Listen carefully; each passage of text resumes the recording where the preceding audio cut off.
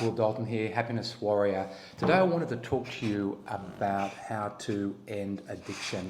I wanted to start out with a quote. And the quote is, "The opposite of addiction is not sobriety, it's love and connection." I'd like to break down those two words. And the words are addiction and connection. When we look at the word addiction, it's helpful to understand that there are two types of addiction. There's positive addiction and negative addiction. Positive addiction is constructive and life-supporting. Negative addiction is destructive and life-negating. Some examples of positive addictions include breathing. We're all addicted to breathing. To eating. We're addicted to eating, to sleeping. Some other positive addictions can include meditation and exercise. Negative addictions include cigarette smoking, vaping, drinking in excess, gambling. Now, the thing we need to understand, there's two main things about addiction that is important to understand. The first is that addictions tend to strangle the blossoming of the highest vision of who and what we authentically know ourselves to be. That there's an aspect of who and what we are that is yet to be made manifest. And there's always a crossroad when we can make the choice to go down the low road or the high road. So for example, there's a decision that's made, do I want to take that third drink?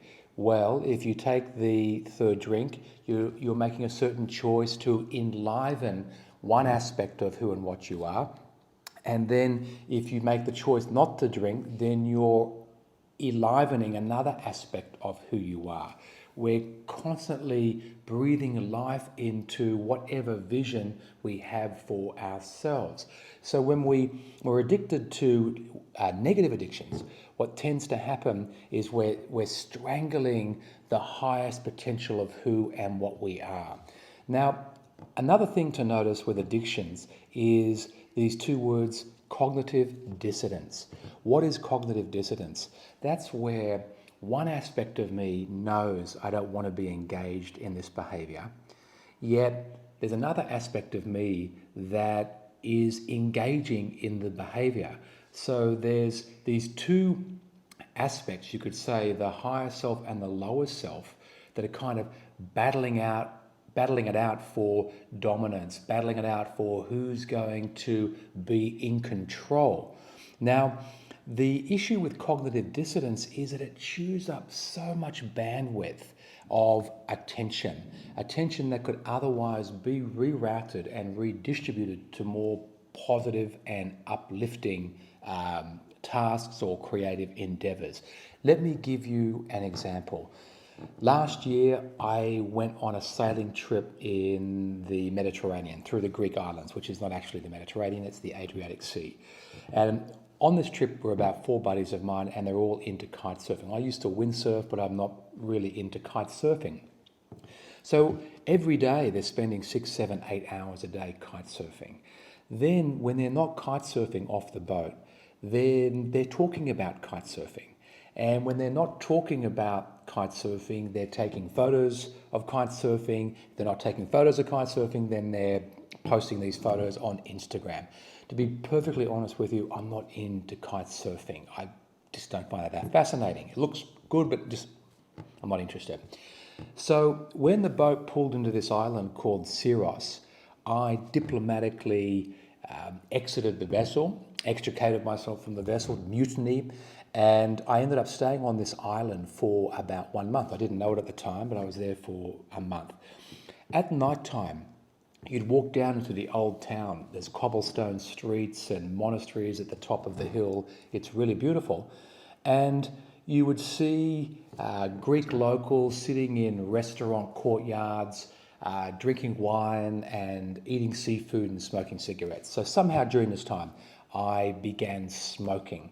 Don't ask me how. I hate smoking, but I would sit in my little one-bedroom apartment that had a Juliet balcony overlooking the ocean, and it'd be a moonlit night, and the wind would be coming in off the sea, and I'd sit there and I'd smoke a cigarette. Sounds really romantic, right? Wrong. Next morning, I'd wake up and there's like a taste of cigarettes in my mouth, and my clothes would smell, and my hands would smell a little bit. And then when I'd go for a run, I was a little bit short of breath because I was smoking. Then I would notice this mental commentary, and the mental commentary was, that's the last time I'm ever going to smoke. I'm never going to do this again. I'm done with it. I'd take the packet of cigarettes, I'd like stomp on it, throw it in the bin, and remarkably, 7-8 hours later, upon sunset, I would be thinking about having a cigarette. So here we have this cognitive dissonance. There's one part of me knows I don't want to be doing this, and there's another part of me that continues to do it. As I said earlier, this wastes a lot of attention that could be rerouted and put to better use, constructive use, elevating our life into a more positive expression. So what do we do with this? Well, before I go further, I'd just like to talk about the second word in this quote. So, the opposite of addiction is not sobriety, it's love and connection. When I say the second word in this quote, I mean the last word. So, connection. Let's talk about connection. What am I referring to when I'm talking about connection? I'm talking about a connection that you have to the highest vision of who you intuitively know yourself to be. That's what the connection is, and all that entails. If you can connect to that vision, if you can see that vision and all that it entails, perhaps it includes inspired work that you love where you're remunerated well. Perhaps it's connected to a vision of a more healthy athletic lifestyle. Perhaps it's a connection to a vision of more positive, loving relationships that build you up.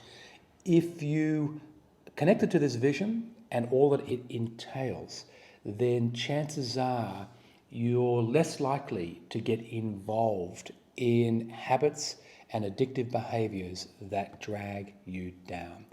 That's the Happiness Warrior message for the day, and thanks for listening in, and peace, love, and over and out.